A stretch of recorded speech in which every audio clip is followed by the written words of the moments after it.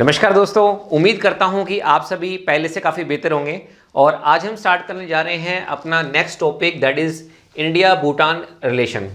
तो international relation में मैं आपको इंडिया और नेपाल के बीच में जो रिलेशंस है वो मैं आपको पढ़ा चुका हूं। तो यूपीएससी में देखो, इंटरनेशनल रिलेशन में मेंस के पेपर में एक ही क्वेश्चन आएगा इंडिया नेपाल से, या तो वो 10 नंबर का क्वेश्चन होगा या फिर वो 15 नंबर का क्वेश्चन होगा। तो मैंने आपको इतना कंटेंट दे दिया है कि आप 3 पेज, ठीक है, आप आराम से भर पाए। अब यहाँ पे हम बात करने जा रहे हैं अपने नेक्स्ट रिलेशन के बारे में, that is between India and Bhutan. अब इस रिलेशन को डिस्कस करने से पहले कुछ बातें आपको किसके बारे में पता होनी चाहिए, भूटान के बारे में। मैं थोड़ा सा जियोग्राफी में डिटेल में नहीं जा रहा, लेकिन कम से कम आपको इतना आइडिया तो होना चाहिए। जैसे अगर मैं बात करूं तो जो भूटान है, भूटान बेसिकली में क्या है, एक लैंड लॉक्ड कंट्री है। क्या है? Land locked country. जैसा कि आपको मैंने प्रीवियस क्लासेस में पढ़ाया था, अफगानिस्तान हमारे पास क्या, अफगानिस्तान भी तो एक लैंड लॉक्ड कंट्री है। लैंड लॉक्ड कंट्री का मतलब क्या होता है, उसके आगे भी कंट्री होती है, उसके पीछे भी कंट्री होती है, उसके दाएं भी कंट्री होती है और उसके बाएं भी कंट्री होती है। मतलब वो देश जो हर जगह से घिरा हुआ हो, हर कंट्री से घिरा हुआ हो, उसको हम क्या बोलते हैं, लैंड लॉक्ड कंट्री बोलते हैं। और वैसे भी आपको नाम से समझ में भी आ रहा होगा, जहाँ पे आपकी कंट्री की जो लैंड है वो लॉक्ड हो जाती है, तो वो कंट्री आपके पास क्या कहलाएगी, वो कंट्री आपके पास लैंड लॉक्ड कंट्री कहलाएगी। इतना क्लियर हो गया? तो याद रखना, जैसे मैंने आपको बताया था, नेपाल, भूटान, अफगानिस्तान, ये हमारे पास क्या है, लैंड लॉक्ड कंट्री हैं। अब इनसे जियोग्राफी में काफ़ी सारे क्वेश्चंस एनसीईआरटी से बनते हैं, वो मैं प्रॉमिस करता हूँ इन पे जितने भी क्वेश्चन है लैंड लॉक्ड कंट्री पे, ये सारे के सारे मैं आपको एक सीरीज में करवा दूंगा। फिलहाल एक बेसिक आइडिया हम यहाँ पे डिस्कस कर रहे हैं। दूसरी बात यह है कि जो कैपिटल है, कैपिटल काफ़ी इंपॉर्टेंट है यहाँ पे, थिम्पू, THIMPHU, आपको इसकी कैपिटल याद रखनी है, ये बहुत ज़रूरी है, ठीक है। तीसरा जो पॉइंट मैंने यहाँ पे लिखा है, ये ईस्टर्न हिमालयज में लाई करता है। किस में लाई करता है? ईस्टर्न हिमालय में। अब आपके माइंड में डाउट होगा कि सर ये चीज़ लिखने की क्या ज़रूरत थी।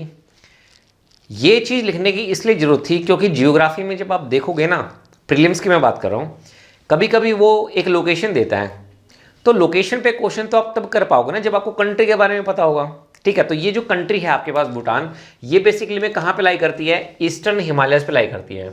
ये चीज़ याद रखनी जरूरी है, क्योंकि लोकेशन बेस्ड क्वेश्चन हमारे यूपीएससी में एक क्वेश्चन तो बनता ही बनता है यूपीएससी में हर साल जो है।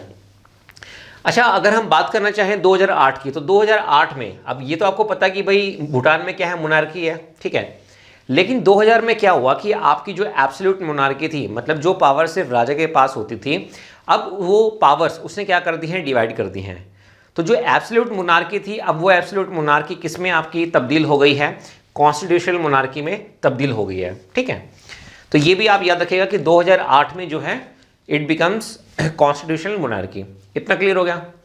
अब लास्ट पॉइंट भी यहाँ पे काफ़ी इंपॉर्टेंट है, it lies in south Asia. Bhutan कहाँ पे लाई करता है? भूटान एक ऐसी कंट्री है जो साउथ एशिया में लाई करती है और ईस्टर्न हिमालयज में लाई करती है, और जो कि हमारे पास क्या है, एक लैंडलॉक कंट्री है। तो यूपीएससी तो ऐसे पूछेगा नहीं, लेकिन अगर आप ये वीडियो देख रहे हैं तो मान लीजिए आप किसी और स्टेट पीसीएस का एग्जाम दे रहे हैं, तो वहाँ पे ये चीज़ आपको हेल्प कर सकती है, ठीक है। तो वहाँ के लिए स्टेट पीसीएस के लिए मैं आपको बता देता हूँ, एक तो ये याद रख लेना, साउथ एशिया, ठीक है, ईस्टर्न हिमालय हो गया, लैंडलॉक कंट्री हो गई। तो ये चीज़ें आपको यहाँ पे ध्यान रखनी है। दूसरी बात, मैंने आपको एक बार पहले भी बताया था कि जो नेपाल है और हमारे पास जो भूटान है, ये दोनों की दोनों जो कंट्री हैं, ये सराउंडेड हैं किससे, चाइना से। किससे? चाइना से।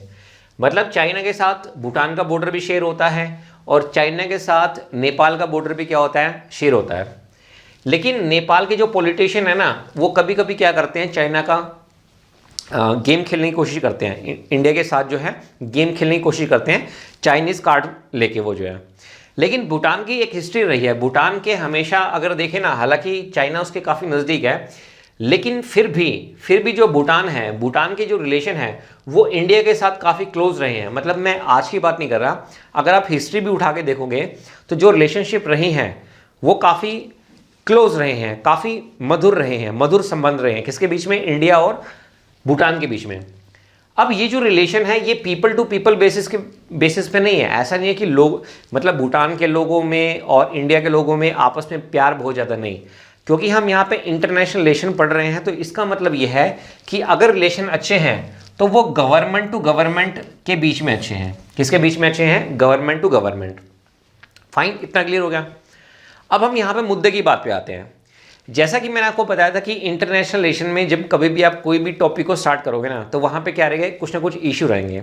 जैसे मैंने आपको इश्यूज़ पढ़ाए थे किसमें, आपको इंडिया नेपाल रिलेशन में पढ़ाए थे, उसी तरह से हम यहाँ पे इश्यूज़ के बारे में बात करना चाहते हैं। तो जो पहला इशू मैं यहाँ पे डिस्कस करूँगा that is hydro power corporation. तो इसको मैंने 2 पार्ट में डिवाइड कर दिया है। तो पहला जो इशू हम यहाँ पर डिवाइड करने वाले हैं वो हमारे पास क्या है, हाइड्रो पावर कॉरपोरेशन है। इस इशू को हम डिटेल में डिस्कस करेंगे, ठीक है।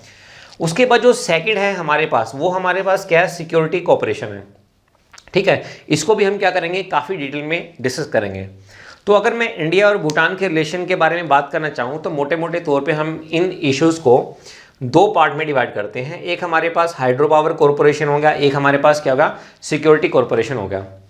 अब इसमें भी जो 2 इशू हैं, एक हमारे पास क्या है, चुंबी वैल्यू इशू है, और दूसरा हमारे पास क्या है, डोकलाम इशू है। तो इन दोनों इशू के बारे में भी हम क्या करते हैं, अब डिटेल में डिस्कशन स्टार्ट करते हैं। ओके, अब हम थोड़ा सा हिस्टोरिकली भी चीज़ों को डिस्कस कर लेते हैं। तो जैसा कि आपको पता है कि अगर हम बात करना चाहें किसके बारे में, 1947 के बारे में, आप सभी को पता है कि 1947 में India became independent from the British rule. India जो है वो ब्रिटिश रूल से आज़ाद हो गया था, और उससे पहले इंडिया जो था वो क्या था, ब्रिटिश की कॉलोनी था, ठीक है। इसके बाद हम बात करना चाहेंगे 1949 के बारे में। आपको पता है कि 1949 में क्या होता है कि चाइनीज़ कम्युनिस्ट पार्टी जो थी, और जिनके जो लीडर थे वो कौन थे, माओ थे। माओ ही फाउंडिंग फादर बोले जाते हैं किसके, चाइनीज़ कम्युनिस्ट पार्टी के। तो वो क्या करते हैं, वो तिब्बत में अपनी फोर्स को लेके एंटर कर जाते हैं, ठीक है। अब तिब्बत बेसिकली में पहले क्या था उस समय पे, 1949 की मैं आपको बात बता रहा हूँ। तो उस समय पे जो तिब्बत था ना, वो एक ऑटोनोमस, मतलब आप उसको कंट्री बोल दो, स्टेट बोल दो, प्रोविंस बोल दो, ठीक है, उसकी अलग से ऑटोनॉमी चलती थी। तो माओ ने क्या किया, माओ ने अपनी फोर्स ले गया वो, ठीक है, CCP that is Chinese communist party. तो वो अपनी वो फोर्स लेके कहाँ पे एंटर कर गया, वो एंटर कर गया तिब्बत में, उसने तिब्बत पे कब्जा कर लिया। अब भूटान के बगल में क्या है, तिब्बत है। तो भाई भूटान को भी अब डर लगा कि भाई हो सकता है कि अभी जो सीसीपी है, अब इसने जो तिब्बत पे कब्जा कर लिया है, ठीक है। माओ ने ये कहा था ना कि भी जो तिब्बत है, Tibet is the integral part of the China. अब हो सकता है कि कल ये भूटान पे भी आ जाए। तो इसलिए क्या किया भूटान ने जो है इंडिया के साथ एक फ्रेंडशिप ट्रीटी साइन की 1949 में, ठीक है। तो ये याद रखना, इंडिया भूटान रिलेशनशिप के लिए 1949 काफ़ी इंपॉर्टेंट है। India and Bhutan sign friendship treaty, ठीक है। तो 1949 में इंडिया और भूटान क्या करते हैं, एक फ्रेंडशिप ट्रीटी साइन करते हैं। अब ये जो फ्रेंडशिप ट्रीटी है बेसिकली में अगर देखा जाए तो ये तो चाइना के डर से हुई है, लेकिन नहीं, एक्चुअली में ये एक्सटेंशन आप इसको बोल सकते हो। इससे पहले भी 1910 में एक ट्रीटी हुई थी, लेकिन उस समय पे जो इंडिया था वो इंडिया ना होके वो ब्रिटिश इंडिया था, क्योंकि उस समय पे इंडिया अंग्रेजों के अंडर था। तो 1910 में भी एक ट्रीटी होती है, उस ट्रीटी को बोला जाता है ट्रीटी ऑफ पुनाका, ठीक है। क्या बोला जाता है, ट्रीटी ऑफ पुनाका। हालांकि ये अपने प्रीलिम्स के लिए इतना इंपॉर्टेंट नहीं है, क्योंकि ये ब्रिटिश इंडिया आ जाता है ना, ठीक है।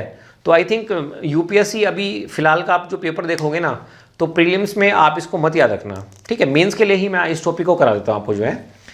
तो जो ट्रीटी ऑफ पुनाका है बेसिकली में, ये ट्रीटी किस किस के बीच में थी, ये जो ट्रीटी हुई थी, ये ट्रीटी बेसिकली में हुई थी आपकी ब्रिटिश इंडिया और किसके बीच में, आपके भूटान के बीच में। फाइन, ब्रिटिश इंडिया और भूटान के बीच में हुई थी। अब इसके 2 आर्टिकल यहाँ पे काफ़ी इंपॉर्टेंट है, तो मैं यहाँ पे 2 आर्टिकल यहाँ पे पढ़ देता हूँ। तो 2 आर्टिकल में क्या है, India Bhutan friendship is for all times to come, मतलब इंडिया और भूटान की जो दोस्ती है वो हर समय के लिए है, ठीक है। कोई भी टाइम हो तो हर टाइम के लिए इंडिया और भूटान की जो फ्रेंडशिप है वो अवेलेबल रहेगी, ठीक है, दोस्ती जो है। अब इसके आर्टिकल 2 में क्या लिखा गया, इसके आर्टिकल 2 में ये लिखा गया कि भूटान को इंडिया गाइड करेगा, ठीक है। और इंडिया किस में गाइड करेगा, इंडिया गाइड करेगा फॉरेन पॉलिसी में। Bhutan will be guided by India in its foreign policy, तो जो फॉरेन पॉलिसीज़ होंगी ना किसकी, भूटान की, उनमें क्या करेगा, इंडिया हेल्प करेगा, सिर्फ फॉरेन पॉलिसी में। अब जो उनकी इंटरनल मैटर्स होते हैं उनमें इंडिया इंटरफेयर नहीं करेगा। ये कहाँ पे लिखा गया, ये आपका लिखा गया आर्टिकल 2 में। तो यही मैं आपको पढ़ के सुना देता हूँ। Bhutan will be guided by India, Bhutan will be guided by India in its foreign policy while it would maintain complete autonomy, it will maintain or enjoy complete autonomy over its domestic policies और international affairs। यानी कि जो domestic policies हैं और जो internal affairs हैं उनमें जो है इंडिया कोई इंटरफेरेंस नहीं करेगा। तो अगर आप देखोगे ये एक तरह से जो बॉलीवुड की मूवीज़ होती हैं उसी की तरह तो हो गया। जैसे मान लीजिए आपने अक्षय कुमार की कोई मूवी देखी होगी, अगर अक्षय कुमार किसी को लाइक करता है ना, तो उसको पहले अपने दोस्तों को पैसे दे देगा। काफ़ी सारी कॉमेडी मूवी आपने देखी होंगी, वो फिर हीरोइन को परेशान करते हैं तो अक्षय कुमार उनको बचाने के लिए चला जाता है।